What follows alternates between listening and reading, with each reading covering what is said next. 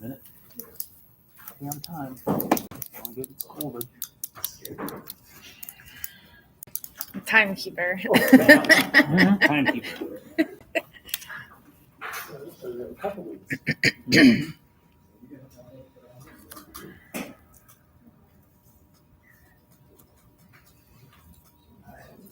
I spilled my purple Oh no! and then tried to use my Tide stick and then it made it just worse. made and it I was worse like, and made it run. Oh. why did I have to wear cream colors? See, that's why I don't wear white a lot, because it's like that is just like, you know, I'm sure I'm fine, and then all of a sudden just stain. Yes. Just it's an invitation to stain the clothes. I only wear black or gray. Yeah, Or dark exactly. blue. I need to Those are stick the only with colors that. in my closet. Yeah. Black, navy, gray. That's what I'm- That's what I need to stick with. Well, yes, I do, yes. It's black or gray. All right, welcome everybody. Hiawatha regular council meeting, September 21st, 2022, 5:30 p.m. First thing is the Pledge of Allegiance. Get ready. Pledge allegiance to the flag of the United States of America and to the republic for which it stands, one nation, under God, indivisible, with liberty and justice for all.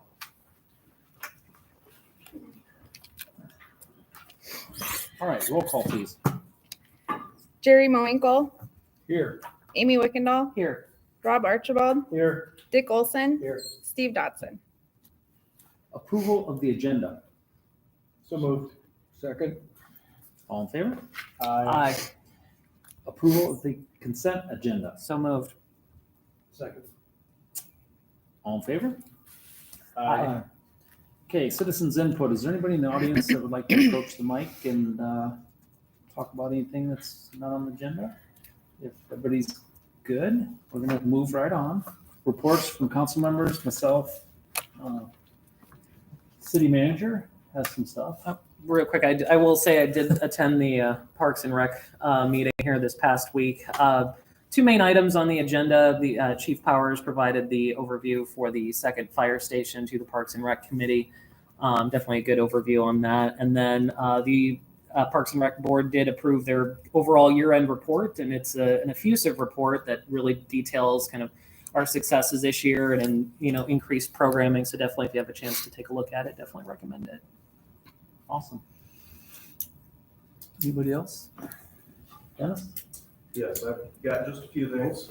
Just wanted to let everybody know we do have a brochure that was created and now is out. We're publicizing that for the 2022 Housing Rehabilitation Block Grant Pilot Program. We're looking for 12 residences or properties within the targeted area to take advantage of $25,750 worth of improvements to their homes. We will also, in addition to the social media that we're pushing this out on, the brochure will be in the city newsletter that'll go out here in just over a week. And then we have a mailer that's going to go out that is going to target 1,200 homes within the affected area. We are under a little bit of a time crunch on this. We have to have the properties identified and through the application process probably by the third week in October. So we're kind of hitting the ground running on this one. The other thing I want to talk about is the Iowa DOT is having an open house next Thursday, and this is to discuss the proposed rebuild of the Boyson Road interchange. This will be at City Hall between 5 and 6:30. DOT staff, there's no formal presentation, but the DOT staff will be here to answer questions and guide people through the process. Awesome. Just an FYI, coming up October 7th at 11 a.m., there will be a ribbon cutting for scooters. New business up on Boyson and Roberts Road. They've opened. I believe they're doing very well.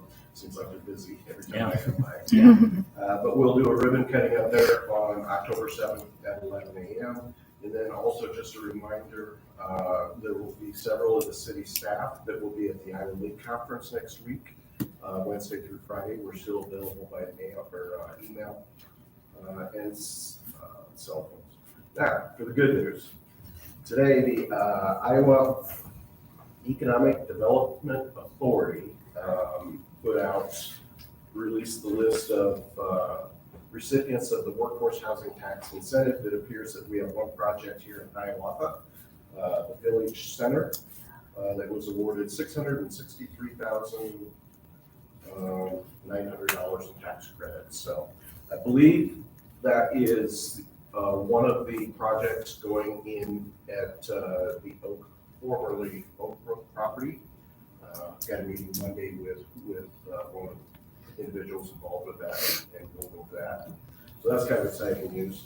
And then also just an FYI, Jerry Rollray, who is the building maintenance here, Friday is his last day, 14 and a half years with the city, and he will be retiring.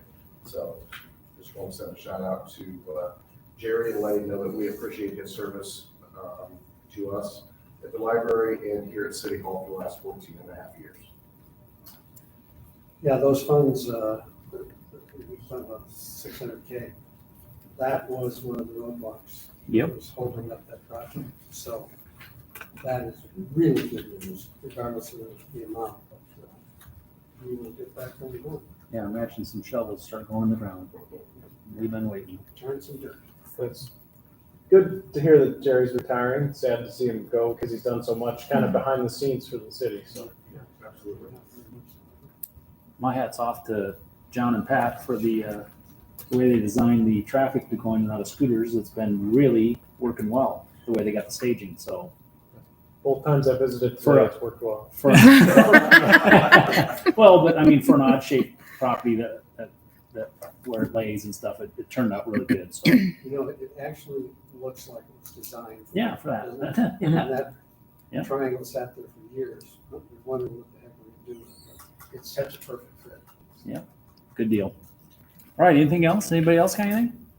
We're gonna move right on to business. And the first thing is a presentation by Maggie Berger, Spear Financial, for our 23 TIF report.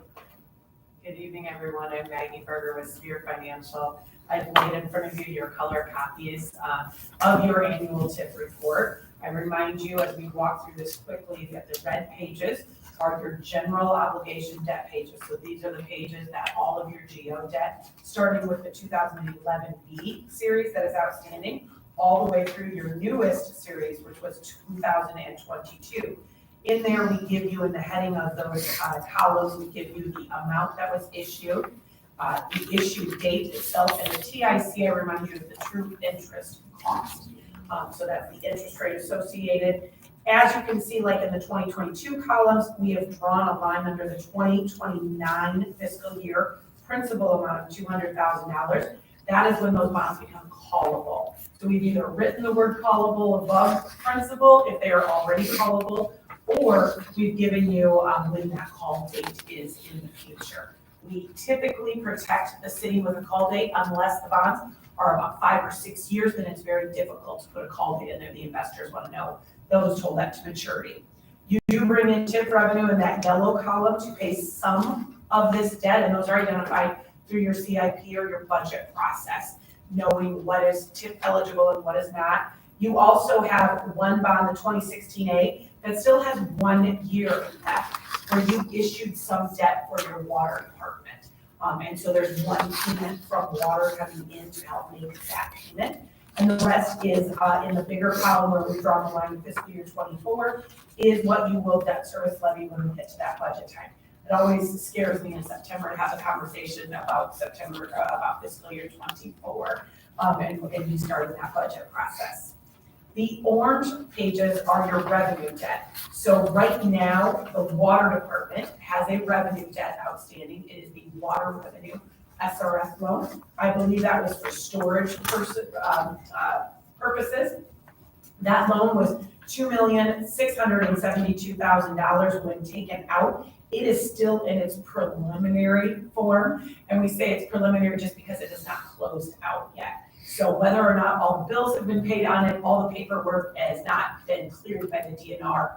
Not that that's unusual, that's pretty common, that you get everything done. A lot of times there's a punch list or there's warranty type items that you're working through, and then, a few months down the road, that gets closed out. Why we put the word preliminary in there is if you did not draw, if the water department did not draw all of the money that they were eligible to draw, because that is a reimbursable loan, that loan size may go down, which then obviously changes the amount of principal we're showing, the amount of principal and interest. This debt, remember, does not count against your debt capacity, but it also cannot be levied in the property taxes. It has to be paid with the revenues of that system, which is the water system in this case. So that's about $2,450,000 that remains on that loan. The purple pages are your rebate agreements. You've had a couple of rebate agreements finish and get off of this schedule. This does go on for multiple pages. We've got about 10 pages of rebate agreements, but a few being added near the end. The ones we filled in the middle, but a few being added towards the end. All of your rebate agreements at this point in time are annually appropriated, meaning that you only have to certify the annual amount of all of those payments against your debt capacity, which is very, very important. The city has done a really good job of keeping their rebate agreements short, but also making sure that you're maybe not giving back 100%. You've really, I think, set some good policies in place when it comes to these rebate agreements, knowing that some things are subject to change just based on the size of the business or the investment that's coming to your community. So we go on from there to our yellow pages. This is where we break out anything that is paid with tip. So from the red pages, if a portion is paid with tip, this is where we give you that breakout. So on page 3, you will notice that we give you the total principal and interest of the GO debt that's paid, and that's about $3.8 million of your GO debt currently is being paid with tip revenue, plus the interest that's accrued to that. You also are going to transfer in or ask for tip rebate money. And so the far right column is what you're asking for in your fiscal year 24 tip askings. And this is why we come at this time of the year. You have to have those tip askings in to the state, or into the county, into the county by December 1st of 2022. So we always come out in either September, October, November, so that you're able to see this. And then Cindy and I compare it, her report to what we have in our report to make sure that you're asking for the appropriate amount or that there are no suggested changes or anything there. So the green pages, light green pages are next, and this is your debt capacity. This is always a very important page to the city. If we look at column number 2, which is fiscal year 23, your property valuation is $800,993,657 at the very top of that. That has grown by 3.692% over last year, which is a fantastic growth rate actually over the last year. 5% of that $800 million figure is your legal debt capacity. So that's $49,000 of debt capacity. You have general obligation bonds outstanding of $21,950,000.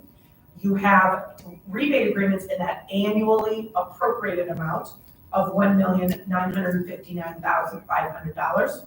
You will pay back general obligation principal this year of $3 million, leaving you remaining debt capacity of about $21,099,000, which is about 52.68% of your capacity remaining.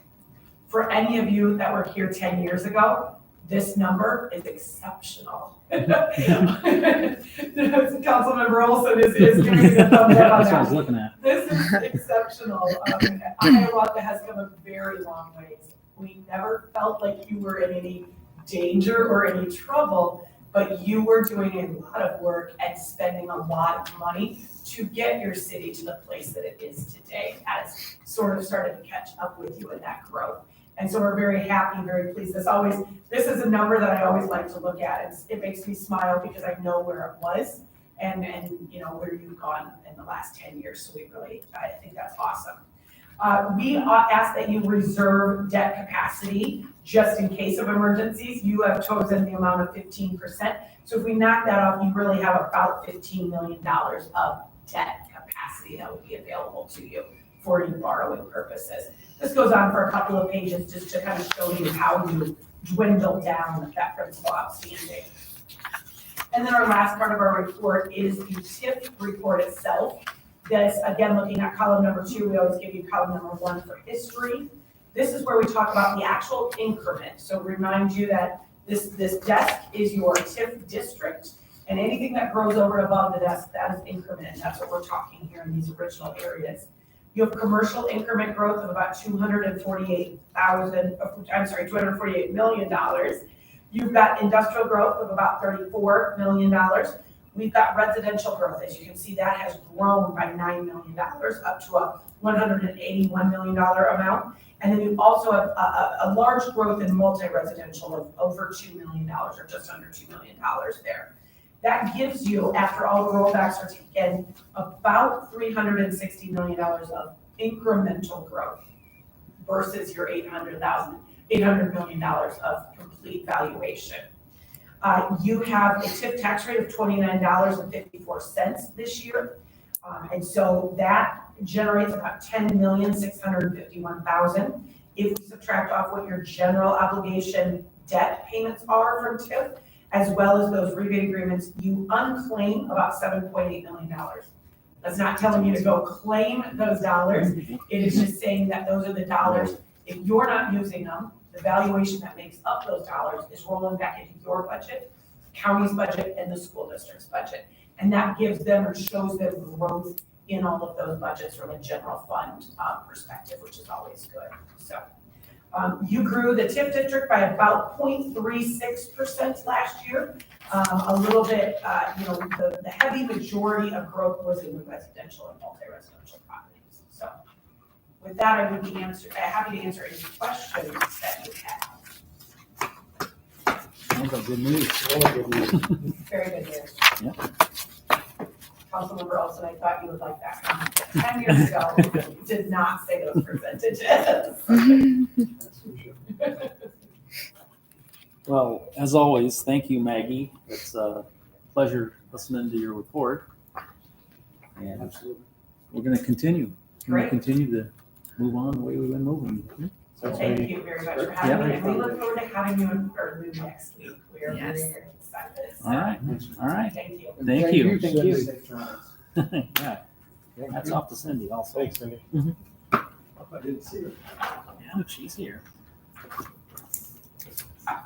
All right, we'll go on to number 9, public hearing to consider amending Hiawatha Code of Ordinance, Chapter 148, vacant building regulations. And we'll open that public hearing at 5:45. Did we receive anything in the mail? No, I did not. Okay. Anybody in the audience that would like to talk in favor or against the ordinance? In opposition, okay?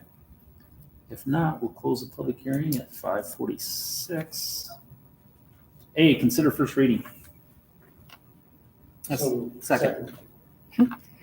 One of us got it, I think. Roll call. Amy Wickendall, Aye. Rob Archibald, Aye. Dick Olson, Aye. Jerry Moinkle. Aye. B, consider waiving second and third reading. So moved. Second. All in favor? Aye. And C, consider adoption. So moved. Second. Roll call. Rob Archibald, Aye. Dick Olson, Aye. Jerry Moinkle, Aye. Amy Wickendall. Aye. And D, consider resolution amending committee or Community Development Department Table 1A, permitting fee, inspection fee, and filing and meeting fees. So moved. Second. Discussion? Roll call. Dick Olson, Aye. Jerry Moinkle, Aye. Amy Wickendall, Aye. Rob Archibald. Aye. Number 10, public hearing to consider amending Hiawatha Code of Ordinance, Chapter 50, nuisance abatement, proceed 50.03, other conditions. And we'll open that public hearing at 5:48. Did we receive anything in the mail? No. Anybody in the audience that would like to speak in behalf or opposition of this ordinance? Not, we're gonna keep on moving. We're gonna close the hearing at 5:48. A, consider first reading. So moved. Second. Roll call, please. Jerry Moinkle, Aye. Amy Wickendall, Aye. Rob Archibald, Aye. Dick Olson. B, consider waiving second and third reading. So moved. Second. All in favor? Aye. And C, consider adoption. So moved. Second. Roll call, please. Amy Wickendall, Aye. Rob Archibald, Aye. Dick Olson, Aye. Jerry Moinkle. Aye. Number 11, public hearing to consider amending Hiawatha Code of Ordinance, Chapter 164, property maintenance in its entirety. And we'll open the public hearing at 5:49. Did we receive anything in the mail? No. And anybody in the audience? Dan, you sure? We good? We good? Seems reasonable. Yeah. Okay, we'll close the public hearing at 5:49. And A, consider first reading. So moved. Second. Roll call. Rob Archibald, Aye. Dick Olson, Aye. Jerry Moinkle, Aye. Amy Wickendall. Aye. B, consider waiving second and third reading. So moved. Second. All in favor? Aye. And C, consider adoption. So moved. Second. And roll call. Dick Olson, Aye. Jerry Moinkle, Aye. Amy Wickendall, Aye. Rob Archibald. Aye. Number 12, consider resolution setting a public hearing date October 5th, 2022 at 5:30 PM to amend Hiawatha Code of Ordinance, Chapter 151, Trees, 151.06, Reserved, and 1.1.07, Public Utilities. So moved. Second. Discussion? Roll call. Jerry Moinkle, Aye. Amy Wickendall, Aye. Rob Archibald, Aye. Dick Olson. Number 13, consider resolution approving change order number 1 for the 10th Avenue Improvement Project. So moved. Second. Discussion? When's completion on that, John? What are they telling us here lately? By the end of November. Okay. Now they're working on that patch replacement right now on 10th. And I expect to get another change order similar to this one for Eisenhower. The soils are not good underneath that base. Yep. So if we're lucky, maybe by the end of October, we'll have everything completed and open. That man's gonna go in November. It's a much needed project, so, and we did Right. get some kudos from residents in the area, but good job. Yep, there we It's not an easy, we've got a lot torn up right now, we've had a lot more patching that's was needed that asphalt, so kind of expected because the last asphalt job was completed 20 years ago. So it's had a little more wear and tear. Yeah, that the end there by Blake Ferry was pretty rough, Yeah, pretty tough. much heavily traveled there. All right, good news. Thanks, John.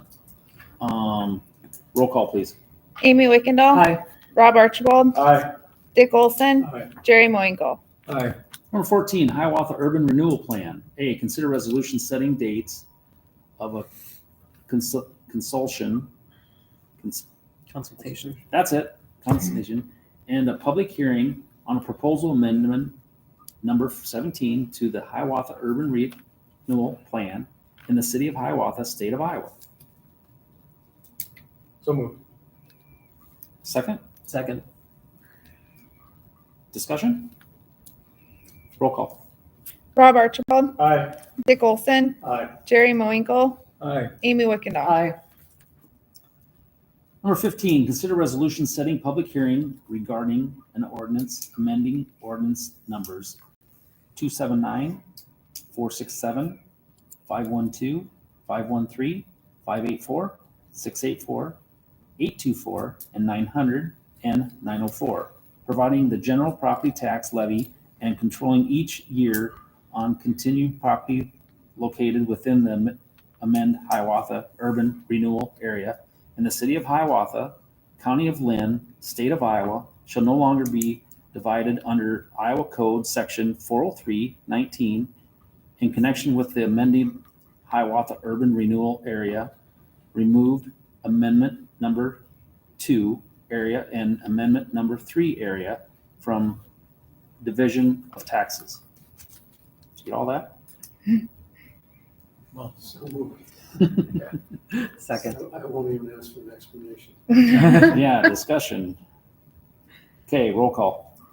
Dick Olson, Aye. Jerry Moinkle, Aye. Amy Wickendall, Aye. Rob Archibald. Aye. Number 16, consider resolution amending the multi-purpose room amendment. So moved. Second. Discussion? Roll call. Jerry Moinkle, Aye. Amy Wickendall, Aye. Rob Archibald, Aye. Dick Olson. Aye. Number 17, consider resolution approving a mileage reimbursement rate. So moved. Second. Discussion? Roll call. Amy Wickendall, Aye. Rob Archibald, Aye. Dick Olson, Aye. Jerry Moinkle. Aye. Number 18, consider resolution approving the FY 2022 street finance report. So moved. Second. Discussion? Roll call. Rob Archibald, Aye. Dick Olson, Aye. Jerry Moinkle, Aye. Amy Wickendall. Aye. Number 19, do we have anything to place on the agenda of the work session? Anybody? John? Anybody? John, I thought. I John? I don't have anything on there, but I will give you a quick update though on Tower Terrace if you want. Thank you. Absolutely. Go ahead. I don't know if I'm supposed to talk way at the top. Anyway, Tower Terrace, we're still looking at getting 2 lanes open the first week of October and the roundabout at North Centerpoint Road. So that 2 lanes will go all the way over Miller Road, all the way over to through actually to Eager Drive. So that's coming quickly. Fingers crossed it doesn't delay a week. And then 10th Avenue, they actually will be putting down asphalt. Again, fingers crossed, starting October 3rd. Perfect. It's just the rest of the project. That's just a couple of things. It's exciting to see Tower Terrace getting that far. We're very fortunate because some of the adjacent cities aren't having the success that we are. Mainly south. Anyway. I mean, Stress it out. yeah, that's enough said. Okay. That's, turn. Oh, am I yeah, up? Okay. that's your cue. Is it? Yep. Sure you don't want to keep this going? Motion to adjourn. Second. All in favor? Aye. We are adjourned at 5:56. Thank you, everybody. You know, if I don't move the chair up, then nobody can see me down here.